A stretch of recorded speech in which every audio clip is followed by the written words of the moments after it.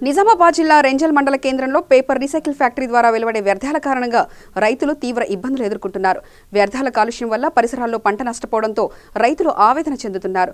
Factory నుంచి వెలువడే వ్యర్థాలను సమీపంలో ఉన్న వాగులోకి వదలడంతో వాటిని తాగిన పశువులు అస్వస్థతకు గురైనట్లు రైతులు తెలిపారు.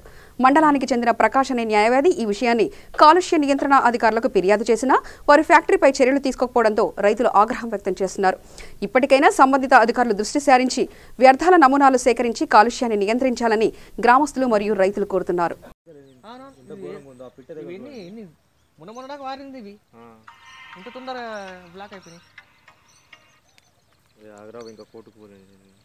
पाटिल आणि चलो हिंगा कोटला चलो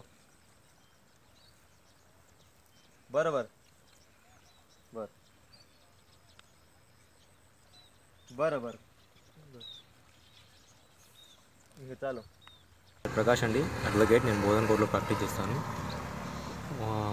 సాటాపూర్ అనే వ్యక్తి లంబాడి కిషన్, ఆయన బర్లు రెండు ఇటు మేయడానికి వచ్చినప్పుడు ఈ వాగు దగ్గర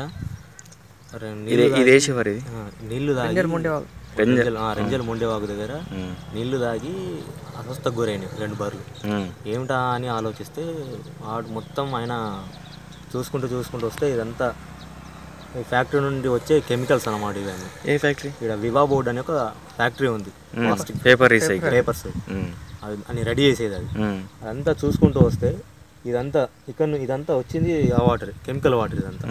ఇదంతా మళ్ళీ ఒక స్టోరేజ్ కూడా ఉంది దాన్ని. అంటే వాళ్ళు క్లీన్ చేస్తలేరు ఇక అన్నమాట. వాటర్ వచ్చిన కెమికల్స్ని వచ్చినట్టే బయటకు మొన్నటిదాకా వర్షాలు పడ్డాయి. ఈ నీళ్ళన్నీ తీసుకోపోయి ఇవి ఇక్కడ మొత్తం 3 ఉన్నాయండి. పశువులకు, గాలి, నీరు 3 కూడా కలుషితం అవుతున్నాయి ఒక్క ఫ్యాక్టరీ చేస్తారు. పంట పొలాలు కూడా. పొలాలు ఏమో కానీ మెయిన్ అయితే పొలాలకు కూలికి వచ్చిన రైతులు కూడా నీళ్ళు దొరకకుండా ఇవే లాగుతారు కదా. ఇట్లా ఈ ఫ్యాక్టరీ మొత్తం కెమికల్ని వదిలి అందరినీ డిస్టర్బెన్స్ చేస్తాను.